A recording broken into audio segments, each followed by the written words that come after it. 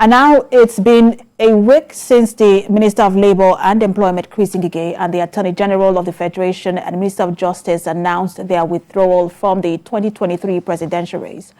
However, Minister of Justice, Mr. Abubakar Malami, said there was never a time he resigned from office. The Minister of Labour and Employment, Dr. Chris Ngige, has also clarified that he did not write or tender any resignation letter. There had been speculations that the ministers withdrew their resignation after the valedictory session held in their honor, after the deadline given by President Muhammadu Buhari for political appointees running for office to resign. We're still tracking political developments in the country. It's been a week since the Minister of Labour and Employment, Chris Ngige, and the Attorney-General of the Federation and Minister of Justice announced their withdrawal from the 2023 presidential race. However, Minister of Justice, Mr. Abubakar Malami, said there was never a time he resigned from office. The Minister of Labour and Employment, Dr. Chris Ngige, has also clarified that he did not write or tender any resignation letter. There had been speculations that the ministers withdrew their resignation after the valedictory session held in their honor, after the deadline given by President Muhammadu Buhari for political appointees running for office to resign. And joining us now to give us more insights on if ministers who withdraw from the presidential race should continue in office is a legal practitioner, Olayinka Ola Daniels. Good to have you join us. Good to have you too. Good afternoon. Although there is now clarification by the Minister of Labour and the Minister of Justice that they did not resign, but talk to us in terms of the constitutional procedures. If you were a minister or a political appointee and running for office, and then you resign and eventually have there is a valedictory session for you, do you get to go back to office even if you withdraw from that race? What is the process? Well, Section 306 of Section 2 is clear on the process of resignation. Now, what the section says is that at the point of you resigning, because what they are relying on is, okay, fine, we resign, but there's no proof to say, okay, there's acknowledgement of my resignation. But that particular section of the law did not state whether there should be an acknowledgement received. Once you resign, automatically we have to even if the president wants to reappoint you, so you have to go through the procedure under Section 147 of the 1999 Constitutions, which says you have to still go. They will submit your name at the Senate for confirmation and all that. I think you still have to go through that. So now for them to come back to say that they did not resign, well, they will have to, I don't know. Well, it's clear.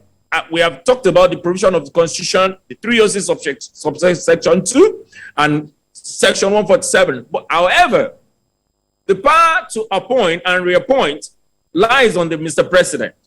So it now bestows on Mr. President to say no. The same way it cleared the air when it came when there were issues on, okay, resigning, not resigning, I can still be serving at the same time, be going for my political desires. It came out clearly and he told them resign before so date. I think Mr. President also needs to do that to clear the air so that all these ministers will not say that, yes, they can still sit tight after they are resigned. Because there's a valedictory service, you were part of it, you had agreed to go, so you cannot tell us that you did not submit any resignation letter. And just to add to that, because they were at the Federal Executive Council meeting held on Wednesday, and it's not just both of them. Let's also mention that the Minister of Women Affairs, Pauline Talent, is also one of them. The Minister of State for Petroleum, Temipre Silva, also part of this. Apart from Chris Ngige, the other three were at the FEC meeting held on Wednesday. And then we know that the Minister of Information and Culture, Lai Mohammed, did address this issue. And this is what he said, that the president, and I'm just paraphrasing, that the president is still, it's almost like the president is still wondering what to do about this issue. So almost like the decision has not been made yet by the president, and so if they did submit their resignation, I wonder why or if they did not submit their resignation, I wonder why it is a big decision for the president to make. But who's the judgment call? Where does it lie? Take that again. The judgment call, where does it lie? If they had actually submitted their resignation, can the president say, I do not accept this resignation, so you can continue in office? Where does the judgment call lie? Well, thank you. If the president has said that I'm not accepting, because it talks about when you submit your registration, the appropriate authority or who is supposed to receive it. Then if Mr. President is saying that I am not accepting your resignation, fine, that can come to place and can say, okay, they can continue because Mr. President did not accept their resignation. But at this point, that was not, we were not told. Mr. President has not clear, and that is why Mr. Lai is trying to be careful, because to him, he felt Mr. President, the decision lies on Mr. President. But then when we say the decision lies on Mr. President, what is the provision of the Constitution? Is Mr. President following the provision of the Constitution that says that once you tender your resignation to the appropriate authorities, once it's received, then you are no longer a minister at that moment? Then you have to, if at all Mr. President needs to bring you back to the table, they have to follow Section 147 of the 1999 Constitution, which means you have to, your name must be submitted to the Senate for confirmation. So, but if Mr. President chose not to go by the law, unfortunately, these are the challenges some of us have, because if we have to go through the rule of law, the process, you must follow it, and we must follow it plainly.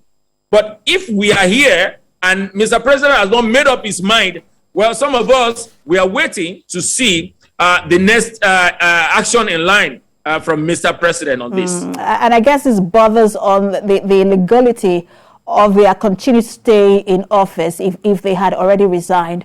Thank you so much for talking to us, legal practitioner Olaika Ola Daniels.